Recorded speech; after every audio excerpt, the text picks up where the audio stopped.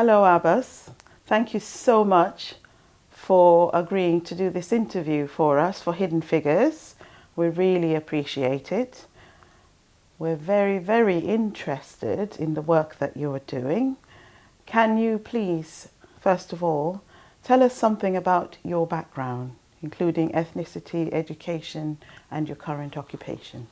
So, my name is Abbas Mohammed Adamu. So, Adamu is my middle name, third name, or a last name.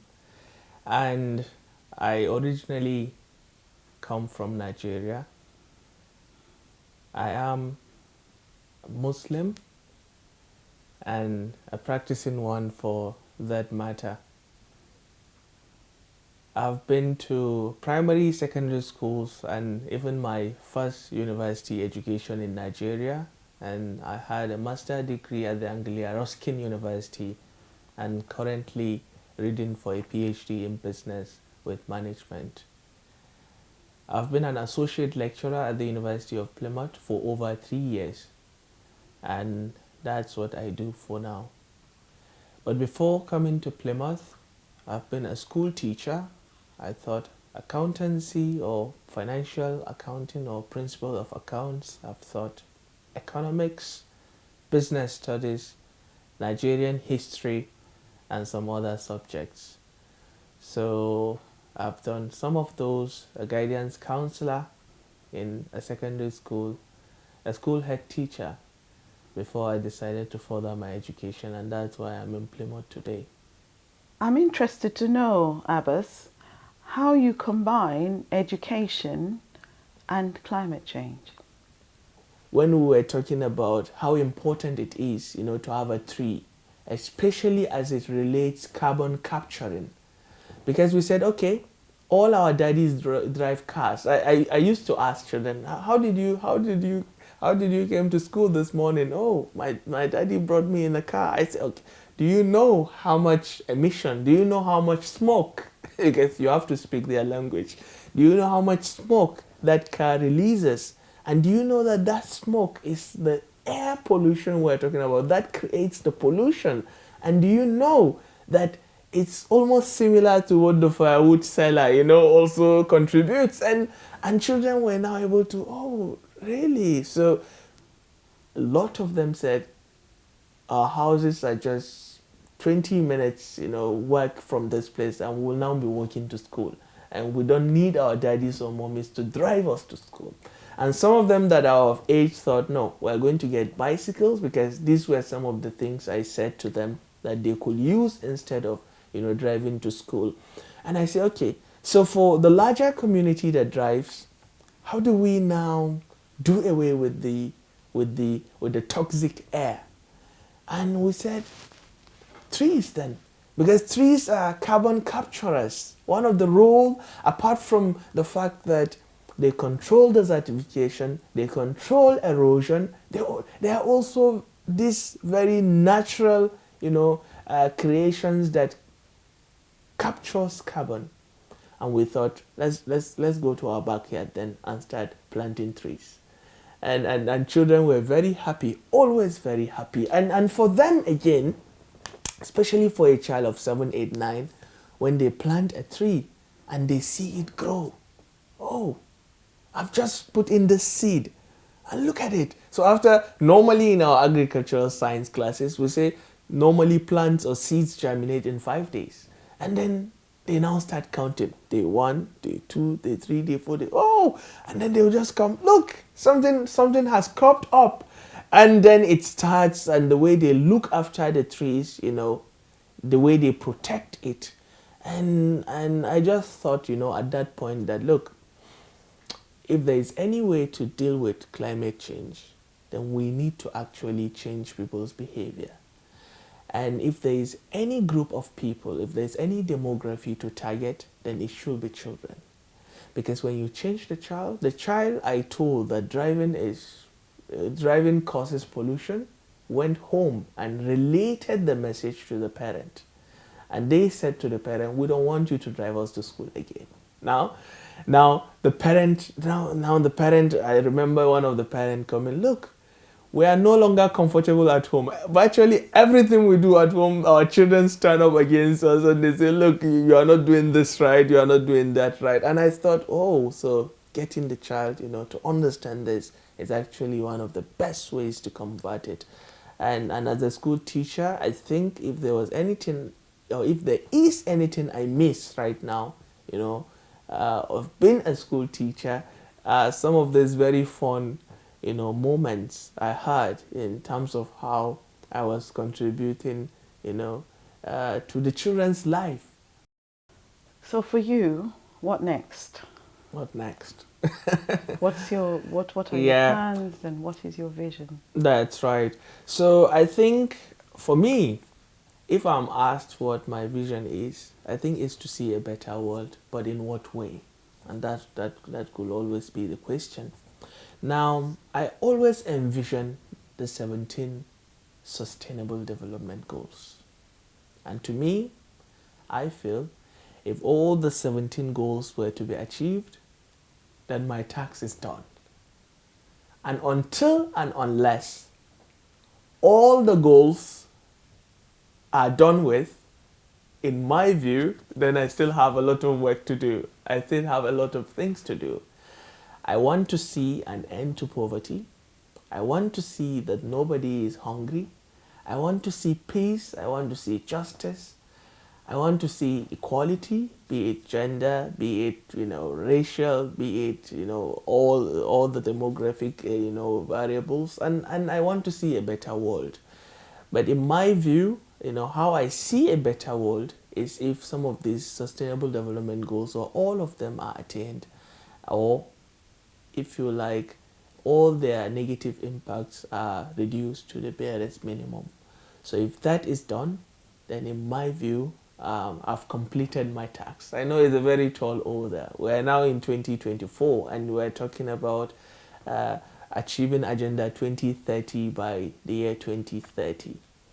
And meaning 6 years to go, or less than 6 years, because normally it should wind up at least some few months or even a year before the original target date. And I think we still have a very, very long way to go.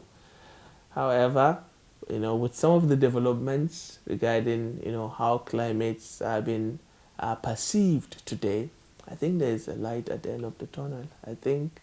I believe something will be achieved, by the end of the day. It may not be 100% as we envisage, by 2015, but at least even the awareness that is being created, I think is enough a thing to be proud of. And I think our people or everybody is beginning to be aware that climate change is one of the dangerous things we're living with today, and that until it is really, really taken care of, then virtually all other problems will still continue to linger in our communities. You can't feed well if there is flood and all the crops are washed away and the soil is washed away. Then you can't eat. You can't boast of food security, right? And when you don't have food, or when a farmer doesn't sell their crops, then they will be poor, and then that vicious cycle, will still continue to keep on. In terms of education and the goals, I believe one of the goals was free primary education for all children. Do you think that has been achieved or is on its way, particularly in the global south? Yes. So I think we need to understand the context of the Sustainable Development Goals. Although the goals are meant to be each goal is meant to be a global goal, but I think there are some aspects of the goal that relates more with some, regions of the world or with some parts of the world. If you talk about free education, for example, this is something the UK or most of the West, if you like, have got no issues with, right? Because primary, secondary education are mostly or virtually all free in most of the developed world. But in the case of the developing world or the global south, as we now call it, I think there is still a very long way to go. Um, Unfortunately, a lot of governments in most of the global south are still battling to ensure that there is free education. Even where they say there is free education, people are still being asked to buy school uniforms, books that could cost thousands and hundreds, of their currencies, which they mostly cannot afford, and they are asked to pay a lot of levies, although not a tuition fee. But when you ask me to pay, okay, community levy, whatever, PTA fees, and it's still, it's still not free technically. So I think there's a lot of work to do in that respect. But of course, some people are doing well. If I give you an example, for instance, there are some specific areas in Nigeria and in Niger, that have declared very recently free education. But again, in most of the global south, the question is not about declaring free education, but what sort of education is there?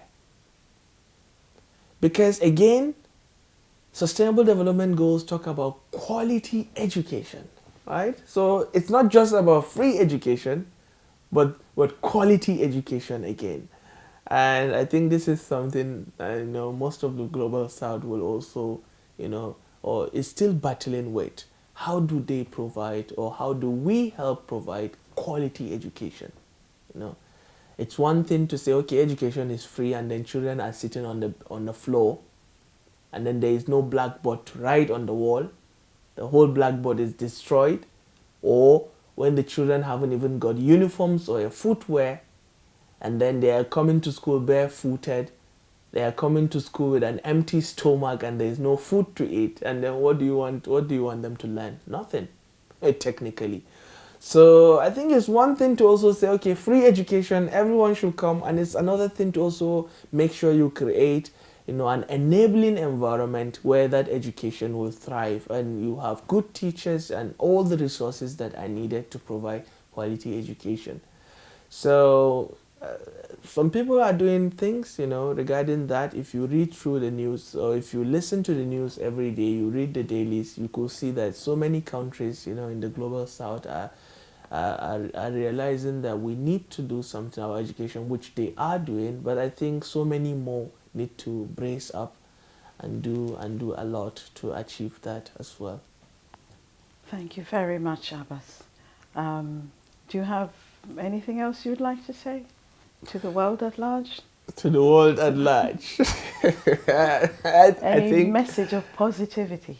I think if there is anything I would love to say to everyone, is that let's keep hope in a better world. And I would love to see a peaceful world. I want to see a world where we will leave our names written in gold, so that the future generation will be proud of us, when they come. Our forefathers didn't chop off the trees. Our forefathers left them for us. They left them for us.